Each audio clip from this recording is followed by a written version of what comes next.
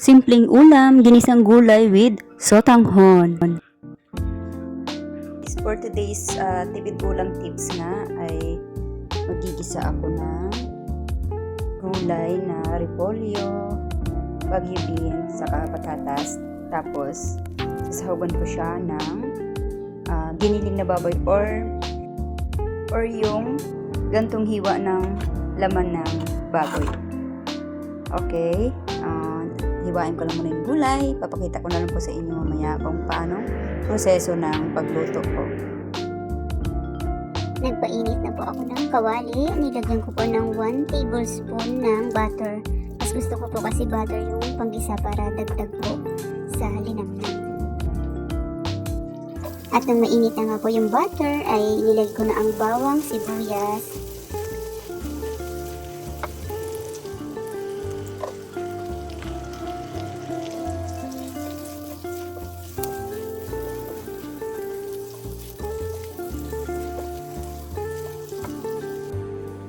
at nang naluto naman ng bahagya ang sibuyas at bawang, nilagay ko na yung karne ng baboy.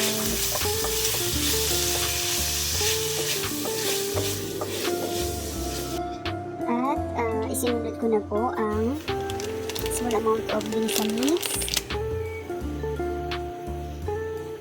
paminta, at asin.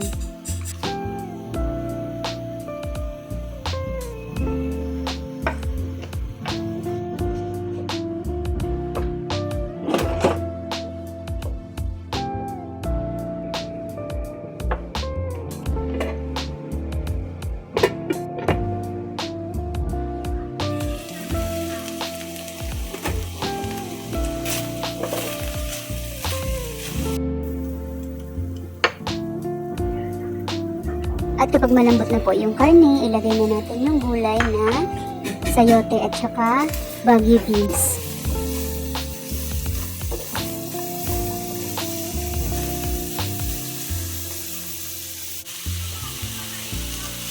Lagyan ng isang basong tubig at pakuluan yung gulay.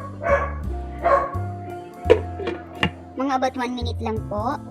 Tapos, isunod natin ilagay yung repolyo.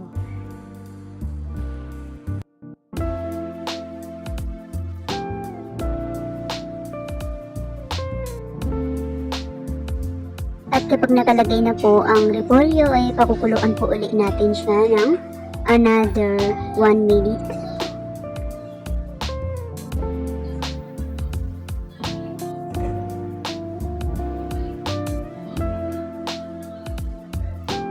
Ngayon po, ilalagay ko na po yung binabad kong sotanghon.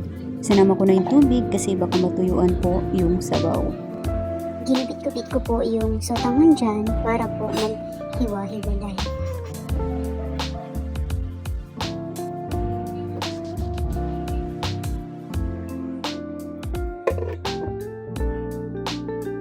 At yun na nga, kumulo na.